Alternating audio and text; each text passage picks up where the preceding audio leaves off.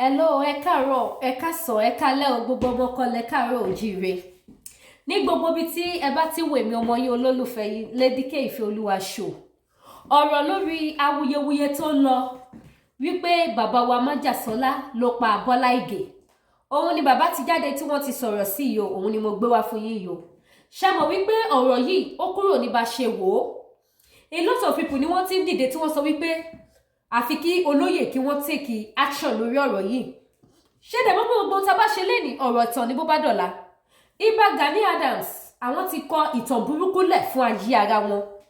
Àfi tá bá kàn tọra wa ni. Lórí eléyìí ìtàn burúkú ni wọ́n kọ. Tí wọ́n bá ti ń ṣe tipẹ́tipẹ́ wọ́n ti ṣe dé ọ̀dọ̀ Májàsọ́lá wọ́n ti họ́bó. Wọ́n ti ṣe dé ọ̀dọ̀ Chief Sunday Igboho wọ́n ti ṣe kí ni wọ́n ti họ́bó. Tó bá sọ fúnyàn wípé tá bá lé ní títí a máa ń padà ni ó yẹ kéèyàn gbọ́ kó padà. Gbogbo wa la mọ̀ wípé Gani Adams lé Májàsọ́lá àfi tá bá kàn tanra wa. Mi bá tìjà wá o, mi bá tìjà wá ṣùgbọ́n a máa sòótọ́ torí Olóyè náà ti sọ̀rọ̀ ẹ sì máa gbọ́ ọ̀rọ̀ lẹ́kùnrẹ́rẹ́. Ohun tó Lóyè sọ ẹ máa gbọ́. Ẹ bá mi share. Tó bá lé ní títí a máa ń padà ni ṣùgbọ́n Ààrẹ Ọ̀nà Kakanfò Yorùbá àwọn kọ̀ wọn ò padà. Tí ìlú bá dẹ̀ ti ń dún ládójú ẹ̀yin àgbààgbà lẹ sọ wípé ìlú yẹn máa yá ni. Ìlú Gani Adams ti dún ládójú lórí ọ̀rọ̀ Májàsọ́lá ẹ má jẹ́ àtọra wa. Ìlú yìí ti dún ní àdójú àsìkò dẹ̀ ti tó máa yá. Ṣebí mi sọ fún yín wípé àwọn nǹkan tí ẹ lérò òun lẹ máa rí ní 2024. Àbí mi ò sọ. Ẹ̀yin tẹ́ bá máa wo program mi dáadáa. Mo ti sọ gbogbo àwọn ọ̀rọ̀ wọ̀nyí mo ti sọ sílẹ̀ wípé ṣé rí gbogbo àwọn nǹkan tẹ́yin ló ṣì rí kò tí ẹ̀ tí rí kankan. Àwọn àṣírí ńláńlá kọ̀ọ̀kan ṣì máa tú ní 2024. Àwọn ìṣẹ̀lẹ̀ kàyéfì máa ṣẹlẹ̀. Àwọn ohun tí yóò expect rárá ó máa come up ní 2024. Ara ẹ̀ náà ni ti Gani Adams. Ta ló mọ̀ wípé Gani Adams ti ń ṣe nǹkan tó tó yìí tipẹ́tipẹ́? Ta ló mọ̀ pé ó ti kúkú gbogbo àwọn nǹkan burúkú yìí ní kọ́nà? Á dẹ̀ bọ́ síta aṣojú fúru á ṣe bí innocent. Now, kò sí ohun tí èèyàn bá ṣe ní ayé yìí. Àṣegbé òsì àṣepamọ́ ló wà. Gbogbo ohun tí oníkálukú wa ń ṣe, gbogbo ẹ̀ la máa kẹ́sàn tí èrè dẹ̀ wà fún. Ẹ gbọ́ mi, tí èrè àti àkọsílẹ̀ wà fún tó jẹ́ wípé àwọn ọmọ wa tá ń bí àtàwọn tá àti bí àtàwọn táwọn yẹgun ò tí bí gbogbo wọn ni wọ́n máa bá rẹ́kọ̀dù ẹ̀ nílẹ̀ nítorí pé kí ni a kàn ń gbọ́ nípa ayé máa parẹ́ kò sẹ́ni tó lè mú proof wá pé tòótọ́ ló máa parẹ́ níwọ̀nba àgbàtá yóò bá dẹ̀ parẹ́ gbogbo ohun tá à ń ṣe máa gbé nínú ayé kò lè parẹ́. Ẹ gbọ́ níwọ̀nba ìgbà tí ayé ò bá ti lè parẹ́ gbogbo ohun tá à ń ṣe àṣesílẹ̀ ni tí gbogbo èdè àwọn ọmọ tó ń bọ̀ ọmọ máa dáyé wá bá. Kí lẹ fẹ́ kí wọ́n máa sọ tó bá wá di ìgbà yẹn? Kí lẹ fẹ́ kí àwọn ọmọ yẹn kí wọ́n máa sọ? Ta ló fẹ́ bọ́ta nígbà yẹn tó fẹ́ wá ṣe ẹlẹ́rìí wípé ọ̀rọ̀ yóò rí bẹ́ẹ̀ láàrin èmi àti ẹ̀yin? Ìbéèrè ni. Nígbà tó bá wá di ọ̀la tí ẹnikẹ́ni ò mọ̀ tí gbogbo kíní bá wá rú síta ṣé ẹ̀yin lẹ fẹ́ bọ́ síta wá ṣẹlẹ́rìí nígbà tẹ́ bá ti dàgbàdàgbà tẹ́ re bí àgbáre tẹ́mi náà ti dàgbàdàgbà tí mo re bí àgbáre ta ló fẹ́ bọ́ síta wá sọ wípé ìjà ìlara ni ìjà tí Gani Adams bá Sunday Igboho jà tó fi irú ẹ̀sùn bàtàbàtà tó tó yẹ kan Olóyè Sunday Igboho kò sí o. Ṣùgbọ́n àwọn ohun tó lè ṣe ẹlẹ́rìí nígbà yẹn tó bá dìgbà yẹn òun làwọn ohun tá à ń sọ nísìn àwọn ohun tá à ń gbé wá inú mi dẹ̀ dùn bó ṣe jẹ́ wípé kò wá ń ṣe àwa tá a jẹ́ ọmọ lẹ́yìn Olóyè nìkan la gbé newspaper gbogbo ti gbé. Ẹ gbọ́ gbogbo newspaper ló ti gbé. Ṣé wá rí mo wá fi Ọlọ́run bẹ̀ yín bí gbogbo pépà ti ṣe gbé káàkiri ẹ wá máa bá wọn spread díẹ̀ nítorí ẹnìkan nítorí ọ̀la ni. Ẹ jẹ́ kó délé kó dóko kí gbogbo ènìyàn kó gbọ́ káàkiri yíkáyíká kí gbogbo ènìyàn kí wọ́n máa dọ́kúmẹ́ǹtì ẹ̀ sílẹ̀ wípé Sunday Igboho ò pa ẹni tí wọ́n fi allegation ẹ̀kọ́ wípé ó pa, irọ́ ni Gani Adams pamọ́. Gani Adams ń jìjà ọlà, ó ń jìjà ipò, ó ń jìjà ìlara, ló fi allegation bàǹtàbàǹtà tó tó yẹ ló ṣe fi kan májàsọ́lá. Ẹ má bá wa fọn káàkiri gbogbo ayé nítorí èní kọ́ nítorí ọ̀la tí ẹnikẹ́ni ò mọ̀, kí eléyìí kó dẹ̀ tún lè jẹ́ ẹ̀kọ́ fún àwọn tó bá tún fẹ́ ṣe ìbàjẹ́ irú ẹ̀, kí wọ́n lè dẹ́kun àti máa ṣe ìbàjẹ́. Ó ti pọ̀ jù. Now ẹ wá jẹ́ ká gbọ́ ọ̀rọ̀ tó bá jẹ́ wípé àwa sọ̀rọ̀sọ̀rọ̀ ta tẹ̀lé Olóyè nìkan ni wọ́n máa sọ wípé wọ́n cover Igboho ni, òótọ́ ló ṣẹlẹ̀, kí lẹ ti expect, gẹ́gẹ́ bí wọ́n ṣe máa ń pe àwọn ìyálàjà baba ńlá kú wọn tó máa ń pè wọ́n ní ajá. Wọ́n ní kí lẹ expect káwọn ajá baba ńlá kú baba wọn kó sọ, ohun tí wọ́n máa sọ nìyẹn. Ṣùgbọ́n nísìn àwọn tó tún wá ní ẹnu ju àwọn ọmọlẹ́yìn Igboho lọ, àwọn náà ti gbé.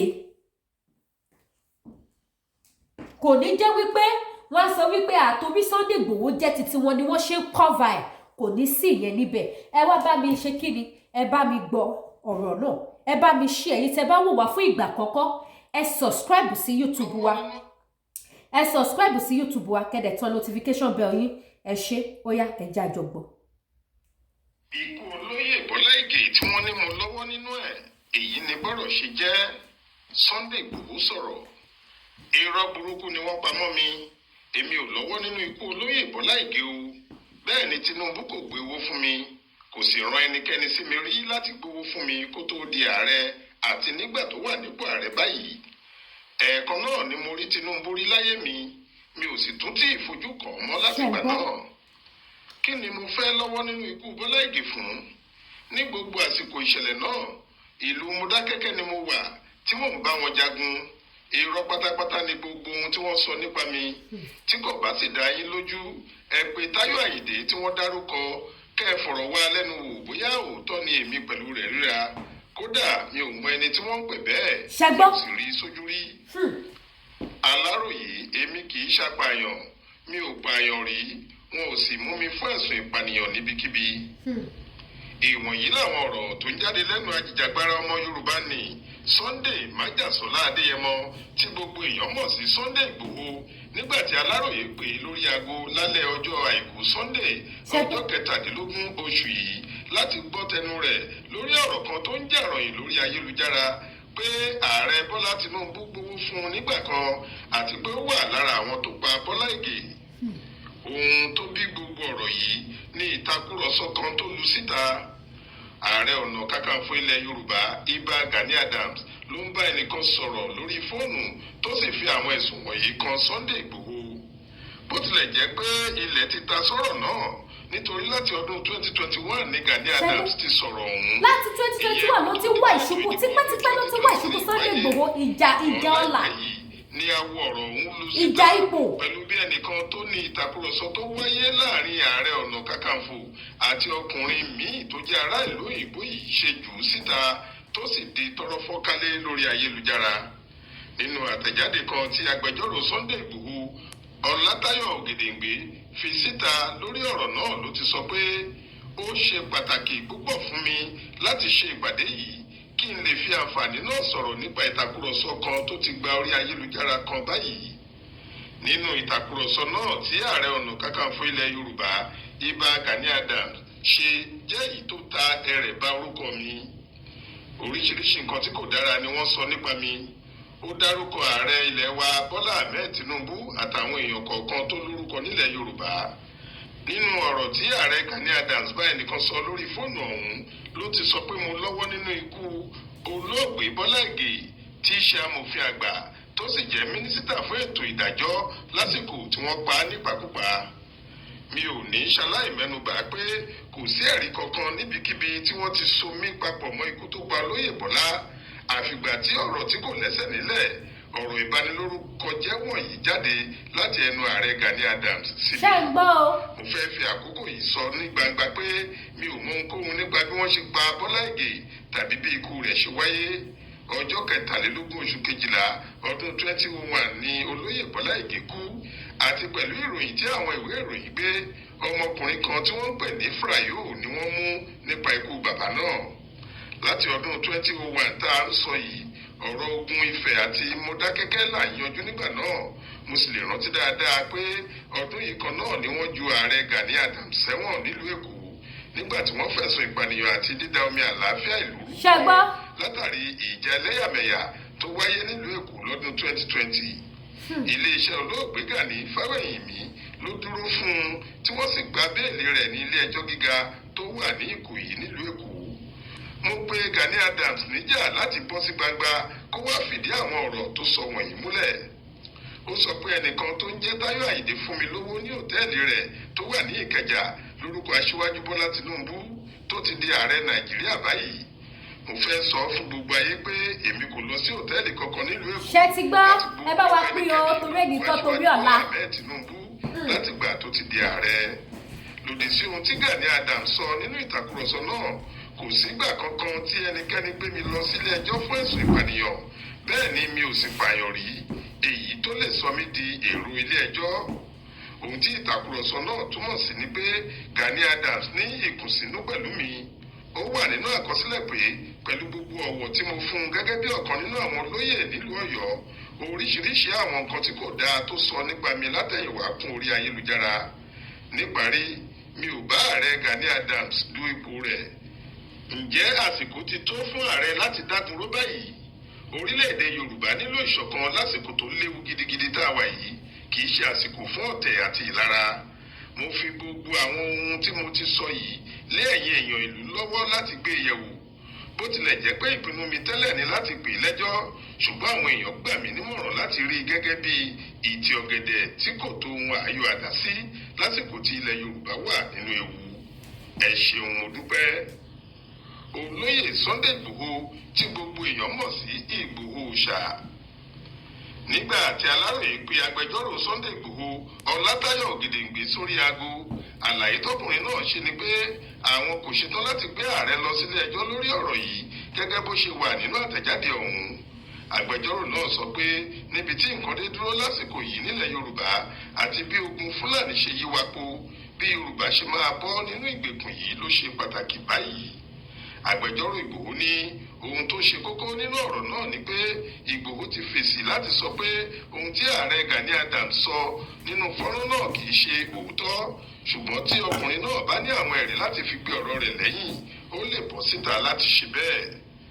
Nígbà tí akọ̀ròyìn Aláròyé béèrè lọ́wọ́ rẹ̀ bóyá ìgbésẹ̀ ń lọ láti pe àwọn akíkanjú ọmọ Yorùbá méjèèjì yìí láti yanjú ohun tó ń lọ láàrin wọn yìí, ohun tó sọ ni pé àwọn àgbààgbà Yorùbá wà nílùú, àwọn náà rí i, wọ́n sì gbọ́ ohun tó ṣẹlẹ̀.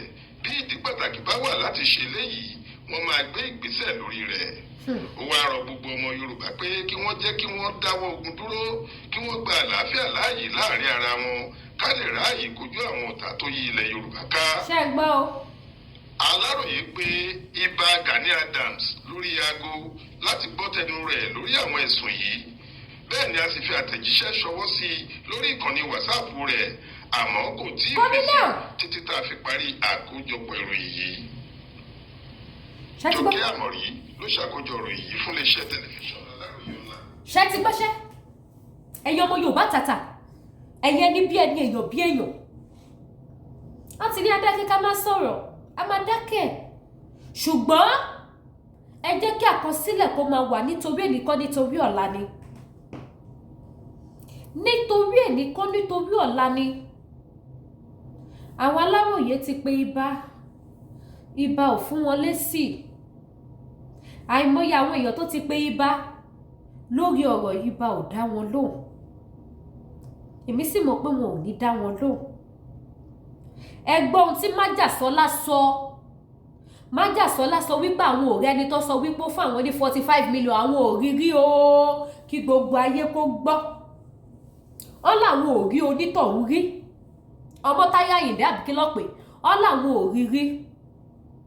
Débi táwọn máa lọ sí òtẹ́ẹ̀lì ẹ̀ lọ gba 45 million lọ́wọ́ ẹ̀ nítorí ti bàbá Tinubu. Ó túmọ̀ sí wípé bàbá Tinubu ò lo Májàsọ́lá fún iṣẹ́ apànìyàn. Ibi tí ibà Gani Adams bá ti rí àbẹ́fídẹ́ǹsì tó bá ní ibà abẹ̀yìn àròyìn ẹ bá wa kó síta. ọ̀rọ̀ jàkọ́ evidence tẹ́lẹ̀ tẹ́ fi rán allegation tó ikọ̀ májàsọ́lá please sir bring it out we want to see kí ló dé kí la gbé kí la jù ọmọ Yorùbá kí ni májàsọ́lá ṣe láti ilẹ̀ pẹ̀pẹ̀pẹ̀pẹ̀pẹ̀pẹ̀pẹ̀pẹ̀ lẹ́tí ń gbógun ti májàsọ́lá lẹ́tí ní kó fòpó níṣó láti ilẹ̀ pẹ̀pẹ̀ ní Ìbà Gani Adams ò fẹ́ rí Sunday Igboho wọn ò fẹ́ rí mí ẹ̀ láàtọ̀ nítorí pé kí ni igi mú jìnnà sórí bá ṣe fi rán oníkálukú ọ̀tọ̀ọ̀tọ̀ ipò tí Olódùmarè tó oníkálukú wá sí nínú ayé ọ̀tọ̀ọ̀tọ̀ ni èèyàn lè ní ọmọ ogun bílíọ̀n kó má jámọ́ kankan nínú ayé èèyàn lè lówó kó má mọ̀yàn bẹ́ẹ̀ dẹ̀ lèèyàn lè mọ̀yàn kó má lówó èèyàn lè lókìkí kó má ní owó èèyàn lè ní agbára kó má lówó èèyàn dẹ̀ lè lówó kó má lágbára kó má lókìkí káyé má gbúròó ẹ̀ tó dẹ̀ máa ní burúkú owó bó ṣe wolúwa ló ṣọlá kí ló dé tí ẹ gbà forí kẹ gbéjẹ́ forí kí ló dé tẹ́ ẹ sá eré àjùlọ lẹ bá lọ ẹ̀tẹ́ burúkú lẹ padà bá bọ̀ because tí o máa ń ṣe àjùlọ lẹ bá lọ ni ẹ ní lọ máa sọ owó àwọn ọ̀rọ̀ tẹ́ ẹ sọ lẹ́nu ẹ ní lọ máa sọ fún ẹni tó pè yín nítorí pé kí ni ẹ fẹ́ pòfò àjùlọ wípé ẹ̀yin àti Sunday ẹ̀jọ́ sí nínú sàwáwò ẹ fẹ́ bà á jẹ́ ẹ fẹ́ dọ̀tí ẹ̀ kí wọ́n lè rí lálábùkù èèyàn kan lè rí ẹ̀yin lẹ́ni gidi ẹ wá wo ohun tó wá padà dà fún yín láti 2021 ẹ wo bẹ ṣe wá ṣe ẹ̀sìn tẹ ṣe ẹlẹ́yà ẹ̀sìn lélẹ́yìí sà ẹni bá sọ fún yín wípé kò sí nǹkan tó jẹ bẹ́ẹ̀ kì í ṣe ẹ̀sìn kíníkà ẹ̀ ṣaláìsàn kó jẹ aláàsọ ti jú ṣẹ̀sìn ṣẹlẹ́yà ẹ̀sà òun ni yín aláàsọ tìjú ṣe ẹ̀sìn ṣe ẹlẹ́yà òun ni yín sà aláàsọ kàbùkù nítorí mo ti rí dìdìrín òpònú dìdìrín dírọ́bó tó pe rẹ̀ ní òsì yín ó lẹ̀ kì í ṣe aláàsọ kó jẹ ṣùgbọ́n aláàsọ ṣẹ̀sìn aláàsọ ṣe ẹlẹ́yà aláàsọ kàbùkù aláàsọ tẹ́ òun ni yín sà ẹ sọ ilé ẹ tẹ́ ẹ sọ ilé ẹ ṣẹ̀sìn ẹ kàbùkù ẹ ṣẹlẹ́yà bẹ́ẹ̀ ni sà mi sọ́rí láti sọ tẹ bá wá mọ̀ pé ní evidence sà Ààrẹ Ọ̀nà Kakanfò ẹ gbé mo pọ́n yín lé mi pè yín ní Kakanfò mo pè yín lé mi ẹ bá wa kó evidence síta ẹ̀yin ọmọkọ́lẹ̀ Yorùbá ọ̀rọ̀ lẹ ti gbọ́ látẹnu má jà yẹn gbogbo ẹni tó sọ pé lọ gbowó lọ́wọ́ ẹ̀ má dẹ̀ fi àsìkò yìí má fi bẹ ẹ̀yin èèyàn tẹ bá mọ máa yẹn tí ibà sọ wípé ó gbé 45 million fún májàsọ́lá wípé ẹni yẹn ni Tinubu ń lò gẹ́gẹ́ bí iṣẹ́ apànìyàn ẹgbẹ́ bá wa kọ́ńtàtì wọn káwọn náà wá sọ síta kọ́ bá wa bá iléeṣẹ́ ìròyìn àgbáyé kó lè wà nínú àkọsílẹ̀ wípé ẹni tó fi allegation kan wípé ó gbé 45 million fún Sunday Igboho ní orúkọ bàbá Tinubu tó sì jẹ́ wípé òun ni bàbá Tinubu máa ń lò gẹ́gẹ́ bí apààyàn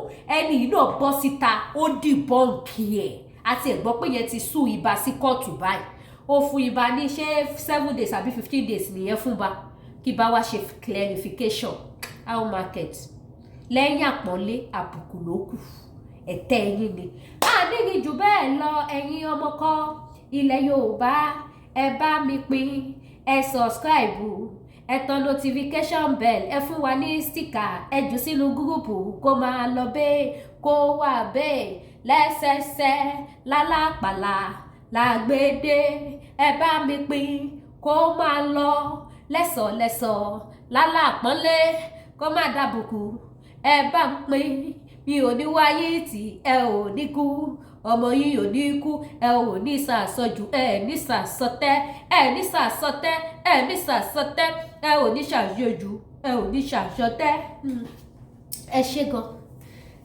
Lady Keffi Olúwaṣe lórúkọ ti tèmi the one and only baby of Yorùbá nation èmi nìyẹn wọn nífẹ̀ẹ́ lómi ṣe mí ẹ bá mi pín ẹ bá mi gbé wọ̀ gbòòrò ayé ẹ jẹ́ kó tún ṣe kí ni kó tún gbà yìí kó bá mi gbé yẹ̀wò ilé ló ń pè ní yé máa sùn ibà gbà kó jẹ́ adúpẹ́ fọlọ́run májàsọ́lá níwáyé tì ikú ò ní payá àìsàn ní ṣe yín ikú ìpẹ̀tà lójú ìran àníwá bàbá wa tì lágbára Ọlọ́run àti rí yín ni Yorùbá fi ń jẹ́ Yorùbá tó bá jẹ́ wípé nǹkan kan ti ṣe májàsọ́lá ní July 1st 2021 ni ìrìnàjò Yorùbá nation ti dáìdà oníkálukú àti sá pé ohun tó máa lágbára tó tó ìtò ṣubú tá ń fẹ́ kú wọn àti japa everybody àti ti kọ́kọ́rọ́ ẹnu wọn everybody á ti kọ́kọ́ rẹ̀ gbogbo àwọn tá à ń pariwo Yorùbá nation lọ́jọ́ tòní everybody á ti mẹ́lẹ̀ wọ́n kàn máa ṣe kí ni wọ́n kàn máa sọ pé ẹ jẹ́ rántí Sunday Igboho kẹ́dákẹ́ ẹ má gbàgbé pé Sunday Igboho àpáta pààrà ni o ẹ wọ́n tó ṣẹlẹ̀ sí ṣùgbọ́n àdúpẹ́ fọlọ́pẹ́ lọ́wọ́ ò jẹ́ kó dà bẹ́ẹ̀